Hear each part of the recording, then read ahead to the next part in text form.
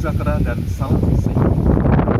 Saya akan mengungkapkan best practice saya atau karya terbaik dalam pembelajaran di era pandemi COVID-19 ini. Tema best practice saya adalah pelayanan pendidikan di masa pandemi COVID-19 berbasis sekolah berbudaya sehat. Adapun judulnya adalah membatik atau mengelola limbah plastik sebagai upaya meningkatkan pelayanan pendidikan di masa pandemi COVID-19 berbasis sekolah berbudaya sehat di SMA Negeri 1 Pabelan, Kabupaten Semarang. Adapun materi yang saya sampaikan karena saya mengajar PPKN adalah peran serta masyarakat untuk mengatasi berbagai ancaman membangun integrasi nasional.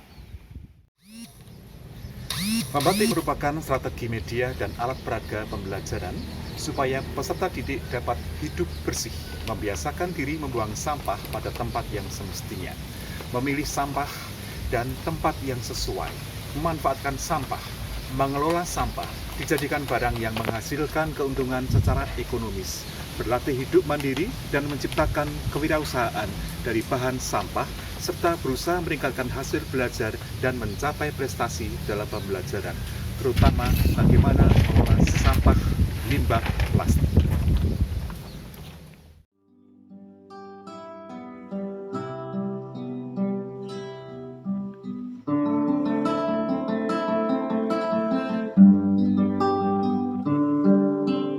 Hari-hari terus berlalu, tiada pernah berhenti. Seribu rintang jalan berliku, bukan suatu penghalang.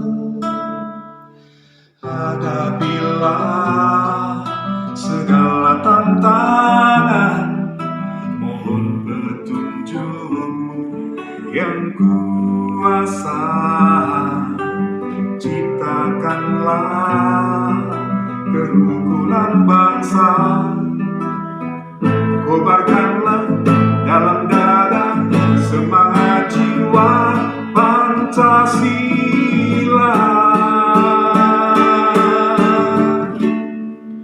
Hidup tiada mungkin tanpa perjuangan, tanpa pengorbanan, mulia adanya. Berpeganglah tangan, satu dalam cita, demi masa depan Indonesia Jaya. Hidup tiada mungkin tanpa perjuangan, tanpa pengorbanan, mulia adanya. Berpeganglah tangan, satu dalam cita, demi masa depan Indonesia Jaya. Indonesia Jaya.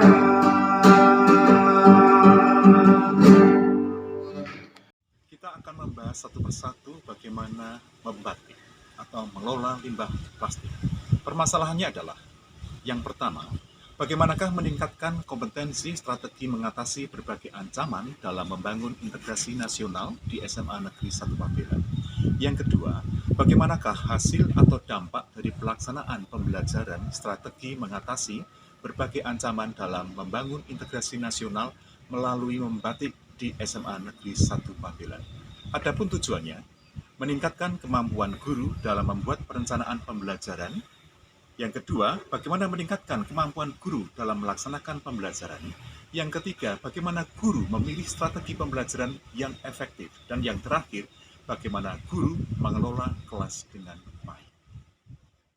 Adapun deskripsi strategi pemecahan masalah yang dipilih adalah melakukan pelaksanaan kegiatan pembelajaran yang diawali dengan pembelajaran di kelas. Anak-anak diminta untuk mendiskusikan bagaimana kita memilih konsep strategi mengatasi berbagai ancaman dalam membangun integrasi nasional dengan nilai-nilai yang terkandung di dalamnya. Antara lain, kerjasama untuk dapat hidup bersih atau sehat, kemudian mandiri, wirausaha, dan berprestasi bagi para peserta didik.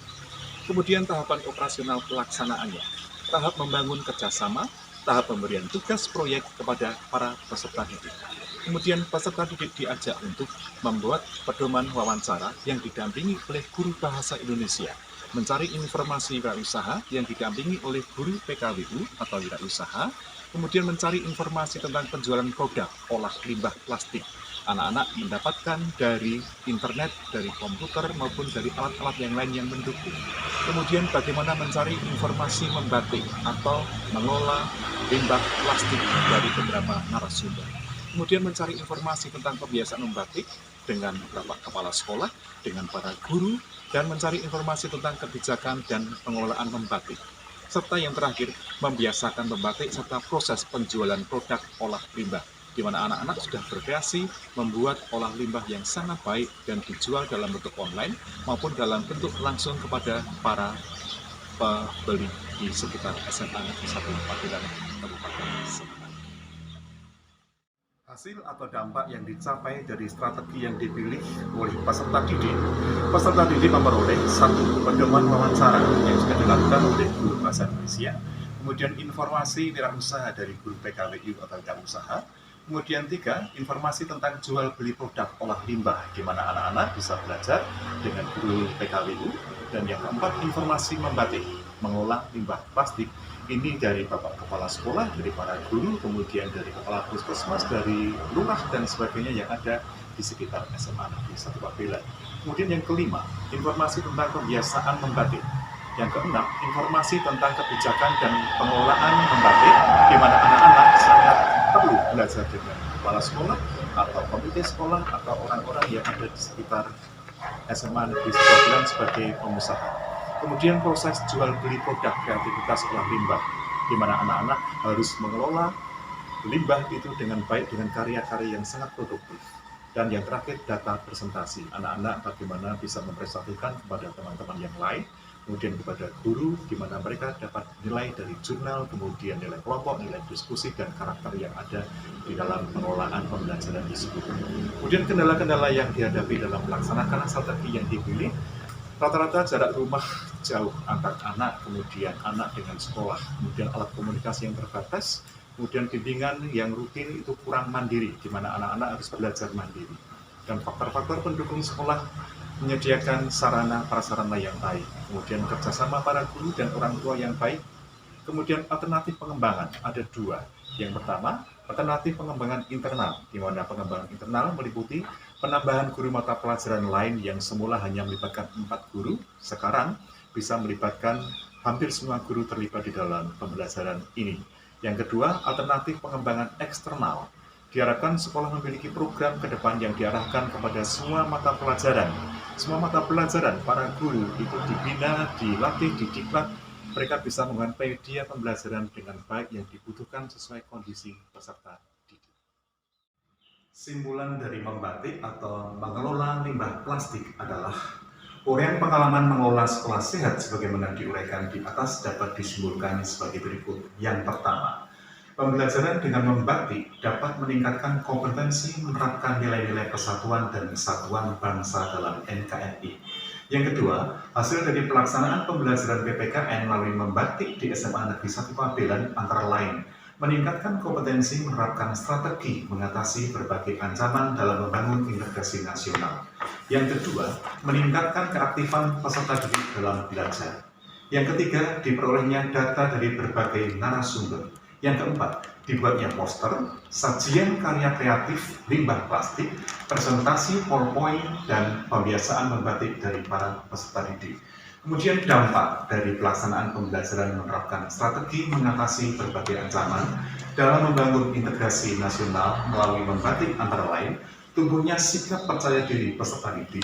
Yang kedua, keuntungan yang diperoleh bagi peserta didik dalam berwirausaha, memasarkan hasil karya kreatif olah limbah plastik. Semakin banyak peserta didik yang melakukan perilaku hidup sehat, kemudian menjaga lingkungan dan sadar untuk membiasakan hidup bersih. Berubahnya lingkungan sekolah yang sehat, bersih, dan sehat seperti terpampang di beberapa lingkungan kita. Yang kelima, guru selain mata pelajaran PPKN dapat ikut mengambil penilaian. kemudian adanya kerjasama dengan universitas terdekat di SMA Negeri 1 Wabela seperti UKSW, kemudian kerjasama dengan Dewan Pendidikan, UPTD, Sanggar Kegiatan Belajar di SKB Salatiga, perangkat desa, puskesmas, lembaga atau instansi pendidikan lain, MGMP PPKN Kabupaten Semarang, MGMP PPKN Provinsi Jawa Tengah, serta Asosiasi Guru PPKN seluruh Indonesia dan masyarakat sekitar.